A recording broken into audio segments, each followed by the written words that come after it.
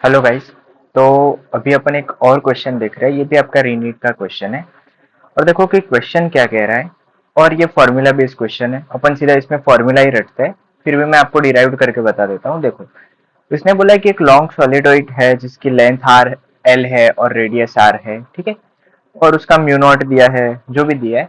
और आपको बोला है कि इसका आपको बताना है कि कितना इंडक्शन होगा, मतलब इंडक्टेंस कितना होगा, नॉट इंडक्शन, इंडक्टेंस कितना होगा। और हमको पता है कि भैया सोलेनोइड जो होता है, लॉन्ग सोलेनोइड, उसका जो इंडक्टेंस होता है वो कितना होता है। तो अपन सीधा ही लिखते हैं कि भाई mu naught N square L into A. ये अपने को पता ही है। और इसमें क्या अलग, देखो म्यू नॉट लिख दिया, एन स्क्वायर लिख दिया, एल लिख दिया, और एक ही जगह पाई आर स्क्वायर लिख दिया कि आर रेडियस है, ठीक है। तो यहीं से आपका देखो कौन सा ऑप्शन है, पहला वाला जो ऑप्शन है वो इसका आंसर आ जाता है, ठीक है। क्योंकि ये सीधा फॉर्मूला बेस्ड क्वेश्चन है। लेकिन अब कई लोग बोलते हैं कि भाई हम फॉर्मूला क्यों रटे, हमें तो फॉर्मूला रटना नहीं है, हम डिराइव्ड करेंगे।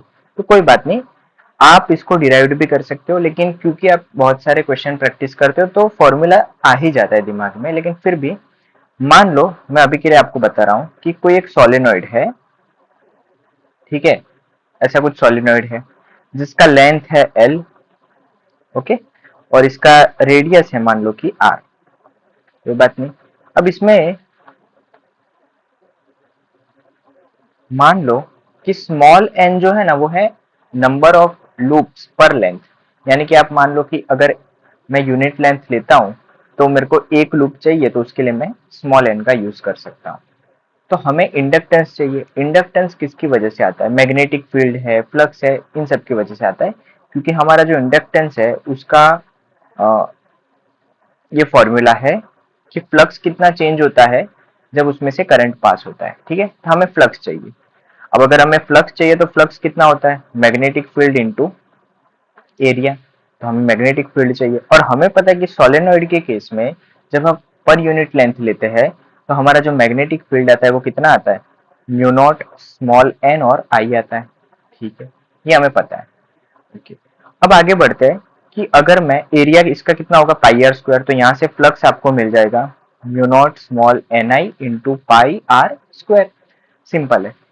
एन लूप के लिए मैं लिखूं, यानी कि जब ये एल लेंथ का है तो उसने कुछ नंबर ऑफ एन लूप के लिखूं, तो ये बन जाएगा N mu naught N I into pi R square. इसको हमें यहीं पे किस में रखना है, यहाँ पे सब्स्टिट्यूट करना है। तो यहाँ से मुझे इंडक्टेंस जो है वो अपना कितना मिलता है। अगर मैं ये पूरा का पूरा लिख देता हूँ, N mu naught N I pi R square, ठीक है। समझ में आ गया। अच्छा, मुझे यहाँ से बताओ, ये जो हमने पहले लिखा था कि हमारे क्वेश्चन में देखो स्मॉल एन है, ठीक है। स्मॉल एन जो है वो number of turns per unit length है। मतलब हमने यहाँ पे लिखा है स्मॉल एन का मतलब क्या लिखा है, number of turns per unit length. तो हमें यहाँ से कैपिटल एन की वैल्यू सब्स्टिट्यूट करेंगे तो एन इंटू एल हो जाएगा, ठीक है। ये पूरा का पूरा हमने जो लिखा है वो क्वेश्चन में दिया ही है कि small N is equal to number of loops per unit length. तो यहाँ से मैं कैपिटल एल की वैल्यू अगर मैं सब्स्टिट्यूट करता हूँ तो वो कितना आएगा, N small N into L mu naught N I pi R square. अच्छा, एल में नीचे देखो आई है, तो हम आई से इसको डिवाइड कर देते तो आई आई कैंसिल हो जाएगा, ठीक है। तो आपका आंसर आ जाता है N square L mu naught pi R square. यही आंसर है, इसको रट लो। ठीक है, क्योंकि हम सोलेनोइड के केस में हमें पता ही होता है फॉर्मूला। सीधा इंडक्टेंस हम क्या लिखते हैं, म्यू नॉट एन, ठीक है, एन स्क्वायर ए इंटू एल, मतलब एरिया इंटू लेंथ, ये हम रट लेते हैं। और यही शायद हमने ऊपर लिखा था। देखो, तो ये आपका पांचवा क्वेश्चन है। और बहुत ही बेसिक, ये फॉर्मूला बेस्ड क्वेश्चन बोल सकते हैं हम, ठीक है। तो ये आप कर सकते हो। तो पढ़ते रहो। All the best.